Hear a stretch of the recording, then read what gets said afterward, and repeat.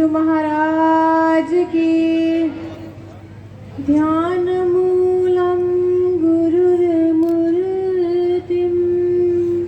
पूजा मूलम गुरुर्पदम मंत्र मूलम गुरुर्वाक्यम मोक्ष मूलम गुरुर्कृपा। वसुदेव सुतं देवं कंसचारुणमर्दनं देवकी परमानन्दं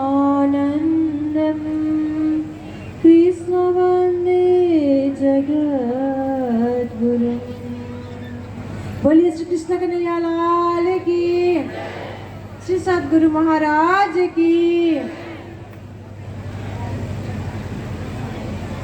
सर्वप्रथम तो इस शेरपुर धाम के 95वां वार्षिक उत्सव, 95वां श्री गुरुजी श्री का स्मृति उत्सव और इस मंच में विवाह सत्र के मंच में उपस्थित संपूर्ण विद्वतजन, विदुषीगण, संतजन, गुरुजन, उच्च पदस्थ अधिकारी लगायत यहाँ का महिला मंडल और परमात्मा के परम धाम के भाषा में बोलूँ, परमात्मा के भाषा से मैं संबोधन आप सभी को एक ही शब्द में करूँ तो श्री राज महाराज के प्यारे प्यारे लाडले सभी सुंदर साथ जी के चरणों में, आपके श्री चरणों में मेरा कोटि प्रेम प्रणाम। प्रणाम जी।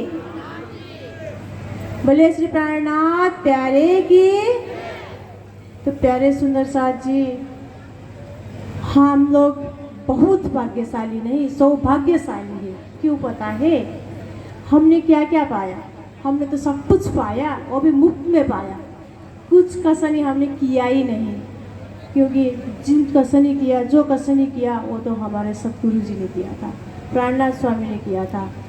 हमने क्या किया? हमने तो कुछ किया ही नहीं, सब कुछ उन्होंने किया था। तो मैं आज ज़्यादा समय लेना नहीं चाहती हूँ। छोटे समय में आप जो कहना चाहती हूँ आपको एक किरंतन की चौपाई से मैं समझाती हूँ कि प्राणनाथ स्वामी बोल रहे हैं आप और हम सभी को, सिर्फ आप लोगों को नहीं, हमारे लिए भी है, मेरे लिए भी है, सभी लोगों के लिए बोल रहे हैं कि धनी के कहलाए मैं कहे तुमको चार शब्द, कोई ज़्यादा कोई कमा कि न कर कोई प्यारे रद्दा। बोले श्री प्राणनाथ प्यारे की। प्राणनाथ स्वामी कह रहे हैं कि ये मेरा शब्द नहीं है सुंदर साथ जी, मैंने अपने मन में जो आया बहकाव में आके कह दिया, ऐसा मत समझना, ऐसा मत लेना, इतने हल्के में मत लेना। ये मेरा शब्द नहीं है, ये मेरा भावना नहीं है, ये भावना है, ये विचार है, ये संदेशा है श्री राजी महाराज का।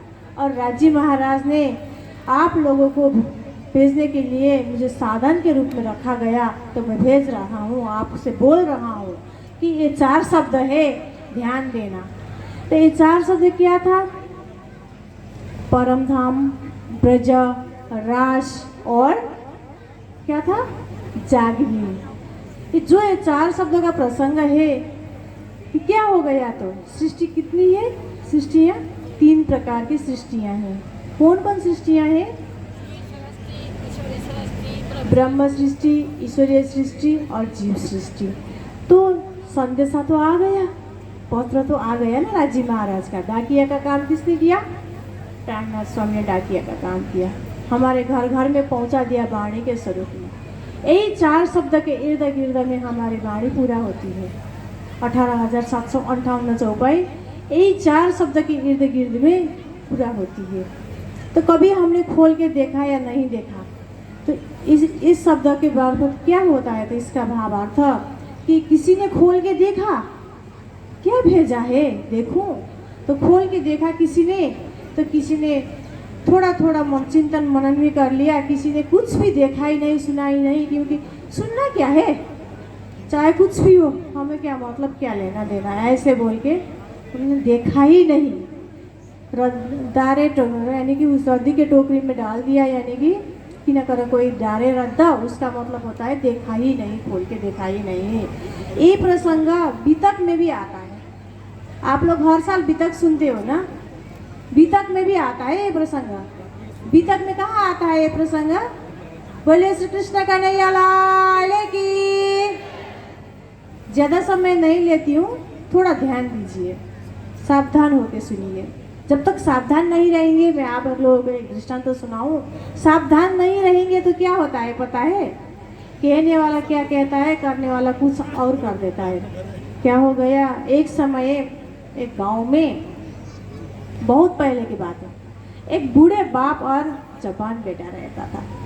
अब बूढ़े बाप के खांसी से, सर्दी जुकाम से जकड़ा था शरीर में, तो वो चल नहीं पा रहा था। ध्यान से सुनिए, ध्यान न देना का परिणाम क्या होता है, जहाँ हम ध्यान नहीं देते ना उसका परिणाम क्या होता है। अब बाप बीमार थे, चले गए वैद्य जी के पास में। वैद्य जी आए थे, अपने ड्यूटी पूरा करके आराम कर रहे थे, थोड़ी देर फ्रेश होने के लिए आराम करके रेस्ट कर रहे थे। तो जब रेस्ट कर रहा था, बेटा पहुंच गया, बोलने लगा कि वैद्य जी जैसे भी हो आप चलिए, ऐसे विनती करने लगा। मेरा पिताजी का तो मान लीजिए अंतिम अवस्था हो गया है, इतने खांसी है, जुकाम है, बुखार है, सब कुछ हो रहा है। मेरा पिताजी, कुछ भी हो सकता है, पिताजी की स्वास्थ्य अवस्था बहुत नाजुक है, ऐसे बोलने लगा। तो वैद्य ने बोला कि बेटा मैं अभी अभी आया हूँ, ये दवा का बोतल है, ध्यान से देख लेना, ये दवा का बोतल है, इसको 2 ढक्कन खिलाना है और हिला के खिलाना। वैद्य ने क्या बोला था? हिला के खिलाना। किसको हिलाना बोल रहा था? दवा को। तो बेटा ने, इतना जल्दबाजी था, घबराहट था, ध्यान नहीं था वैद्य के क्या बोल रहे थे, वैद्य पर उसका ध्यान नहीं था। तो उसने क्या कर दिया, दवा लेके चले गए। रास्ते में पड़ोसन था, तो बुलाया पड़ोसन को, उसका दोस्त था, उठाया। अरे यार चल, पिताजी को मैं अकेले हिला नहीं सकता हूँ, क्योंकि वैद्य ने बोला है ना हिला के खिलाना है। तो उसके दिमाग में क्या बैठा, पिताजी को हिलाना पड़ेगा। उसने दोस्त को लेके गया, एक ने हाथ की तरफ, एक ने पैर की तरफ पकड़ा और हिला दिया, झूला अच्छे से। तो पिताजी का क्या हो गया, गोविंदाए नमो नमः, पिताजी का तो अंत्य हो गया।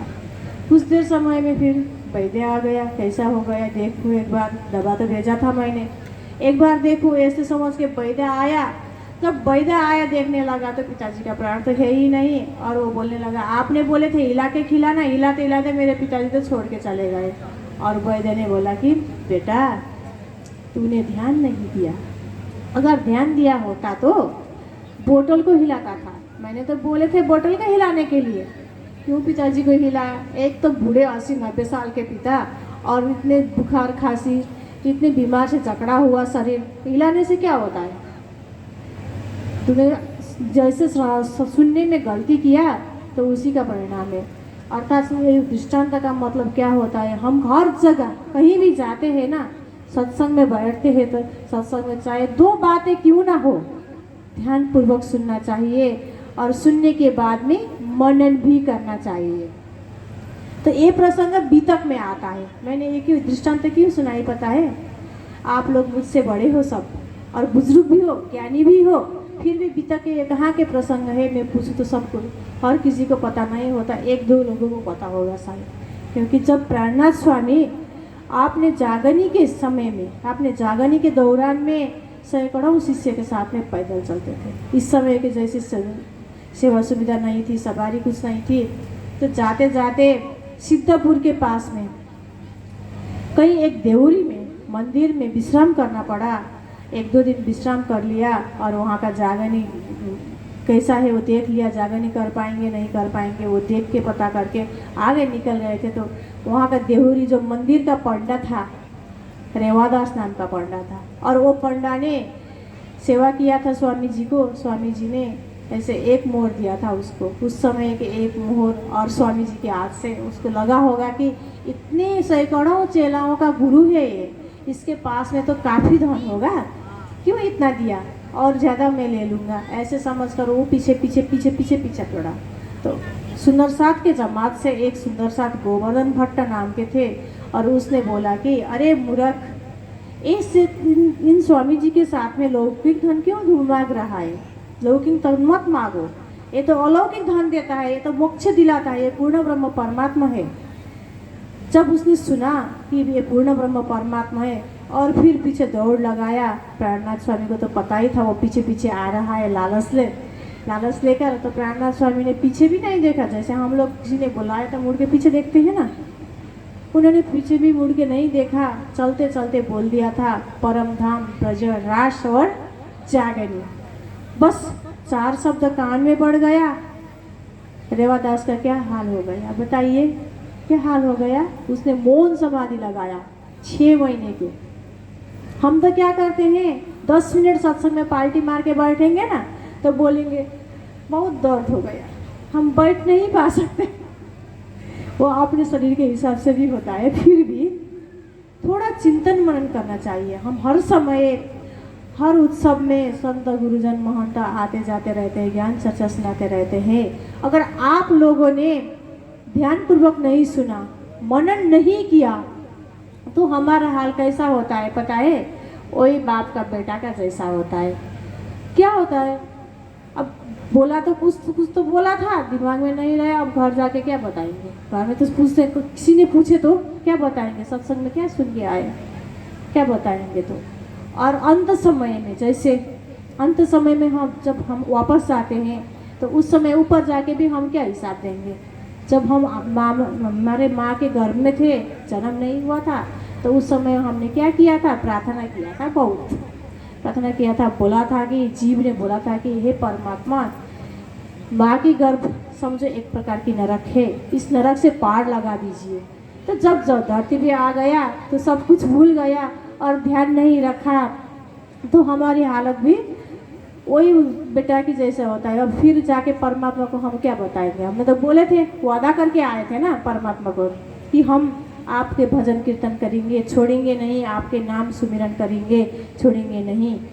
फिर क्या होता है, संसार में आ गया। अब संसार में तो क्या है, माया का भी तो संसार थोड़ा चलता है ना। जो माया किसने बनाए, परमात्मा ने ही बनाए। ये माया चेयती वालावंती, ऊपर नीचे मूलधनी था कि रास के पहला पद में आता है, ये मौजल के पद में ही आता है। तो नगराज जी ने माया क्यों बनाया, हमें आजमाने के लिए। और हम संसार के हर चीज़ भोग कर सकते हैं आसक्ति के बिना। जैसे हमें भूख लगी है, खाना जरूरी है। आसक्ति का मतलब क्या होता है, मुझे वही चाहिए, आज मुझे रबड़ी ही चाहिए, मैं रोटी नहीं खाऊंगी। आसक्ति का मतलब ये होता है। तो प्यारे सुंदर साथ जी, समय से सब लोग बंधे हुए हैं। आइए, आज के जितना भी सत्संग का टाइम था मेरा पूरा हो गया है। जयकारा के साथ में वाणी को विराम देना चाहती हूँ। बोले श्री प्राणनाथ प्यारे की, सतगुरु महाराज की, श्री कृष्ण कन्हैया लाल की, तीनों पुरी धाम की।